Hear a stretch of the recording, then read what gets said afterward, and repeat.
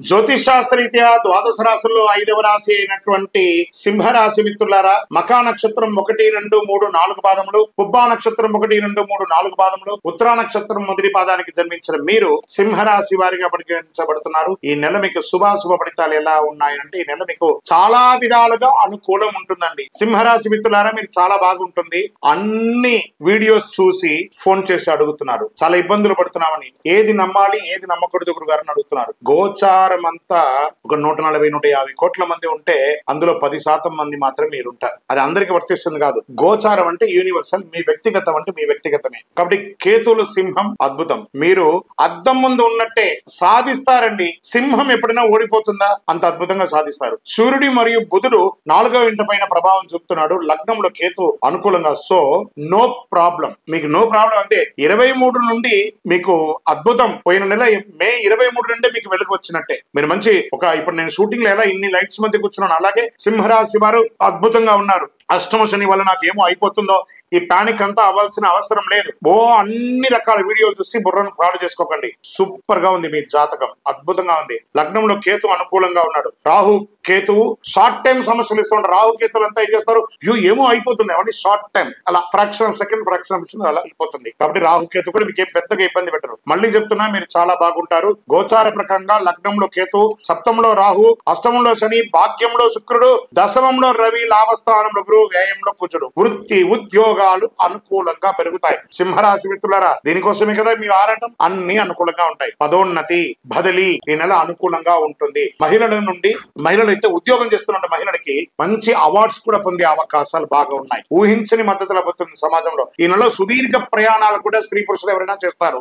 లోను, రాయితీ, పర్మిషన్ చాలా అద్భుతంగా ఉండే అన్ని వస్తాయి. ప్రముఖులతో, సమాజంలో ఉన్నత స్థితిలో ఉన్న వారికి పరిచయం పెరుగుతుంది. ఆర్థిక సమస్యల నుంచి చాలా వరకు బయటపడతారు. వృత్తి ఉద్యోగాల భారీగా మార్పులు చోటు చేసుకుంటాయి. ఉద్యోగంలో ఆశించిన స్థిరత్వం దొరుకుతుంది. నిరుద్యోగాలకు ప్రయత్నాలన్నీ కూడా ఫలిస్తాయి. వ్యాపారంలో కొత్త పంతులు దొక్కుతారు. ఆహా, ఇది కదా సమయం అని అనుకుంటారు. శని భగవానుడు వచ్చినా ఆయన మనల్ని ట్యూన్ చేస్తున్నాడని. మిగతా గ్రహాలన్నీ అనుకూలంగా ఉన్నాయి కదా, కృతజ్ఞత చెప్తాం. పేరు బదులు కొత్త వ్యాపార పరమైన సబ్సిడీ, ప్రభుత్వ రంగం నుంచి రావాల్సిన అన్ని రాయితీలు పొందుతారు. వివాహం జరగని వారికి వివాహం వచ్చే అవకాశాలు, విడిపోయిన భార్య భర్తలు కలుస్తారు. H1 వీసా కోసం ప్రయత్నం చేస్తే వాళ్ళ మీకు అన్ని వస్తాయి. అసాంఘిక కార్యక్రమాలకి దూరంగా ఉండండి. ఇక్కడ ఇదే చెప్తున్నాను. ఇల్లీగల్ అఫైర్స్ కానీ, అసాంఘిక ఇది కానీ, అది ఏ వారైనా స్త్రీ పురుషులు ఎవరైనా సరే కొంచెం జాగ్రత్తగా ఉండండి. రియల్ ఎస్టేట్ బాగా ఉంటుంది. భూమి లేదా వాహనాన్ని కొనుగోలు చేసే అవకాశాలు ఉంది. చర్మ అలర్జీ, చెవి సమస్యలు అవకాశం ఉంది. డ్రైవింగ్ చేసేటప్పుడు జాగ్రత్తగా ఉండండి. విద్యార్థులు పోటీ పరీక్షల్లో అద్భుతమైనటువంటి విజయాలు సాధిస్తారు.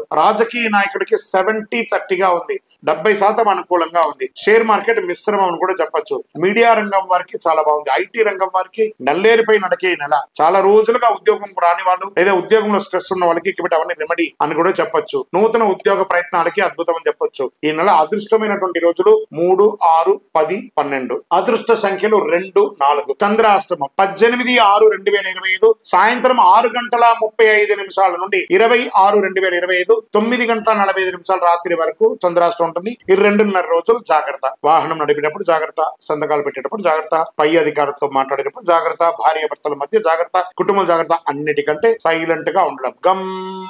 గణపతి నమః అని ఉండండి. చాలా బాగా ఉంటారు. గురువారాల్లో దక్షిణామూర్తికి ఆరాధన చేయండి. శివాలయంలో దక్షిణామూర్తి ఉంటుంది. వెళ్ళి ఒక 16 ప్రదక్షిణాలు చేయండి. ఆదివారాల్లో గణేశునికి ఆరాధన చేయండి. చక్కగా శని భగవాన్ని ప్రీతి చేసుకోండి. దేహి మే బుద్ధి వైశిష్ట్యం, దేహి మే నిత్య యవ్వనం, దేహి మే పరమానందం, దేవదేవ జగత్పతే అని శని భగవాన్ని ప్రార్థన చేయండి. ఇంకను మీ యొక్క ఇలవేల్పు దగ్గర మీ వయస్సు ఎంత ఉందో అన్ని దీపాలు వెలిగించండి.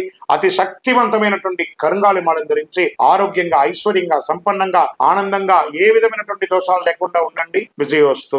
మీ యొక్క వ్యక్తిగత జాతకం తెలుసుకోవాలనుకుంటే కింది నంబర్ కి మీ పేరు, date of birth, time of birth, place of birth WhatsApp చేయండి. విజయోస్తు. జాతకం అంటే ప్రతి ఒక్కరికి కూడా ఒక భయం. ఈ నెల నాకు ఎలా ఉంటుంది, వ్యాపారం ఎలా ఉంటుంది, ఉద్యోగం ఎలా ఉంటుంది, ఆర్థికంగా ఎలా ఉంటానని ఒక భయం ఉంటుంది. దాన్ని తీసేయడం కోసమే ఈ యొక్క నెలవారీ గోచార గ్రహస్థితులు. ఈ గోచార గ్రహస్థితుల ద్వారా వచ్చే ఫలితాలు మీ వ్యక్తిగత జీవితానికి ఒక 30% మాత్రమే వర్తిస్తుంది. మీ యొక్క వ్యక్తిగత జాతకం ద్వారానే సంపూర్ణ జాతకం అనేది వస్తుంది. మళ్ళీ చెప్తున్నాను, జాతకం అనేది పడుతున్న వర్షానికి ఒక గొడుగు మాత్రమే కానీ జాతకం జీవితం కాదు. మళ్ళీ జాతకాన్ని ఎవరెవరు అడగాలి అంటే 21 వయసులోపు ఉన్న వాళ్ళు అడగకూడదు, 60 వయసు పైచిలకు వాళ్ళు అడగకూడదు. ఎందుకంటే వాళ్ళు పెద్దవాళ్ళు కాబట్టి వాళ్ళకి అన్ని తెలుసు.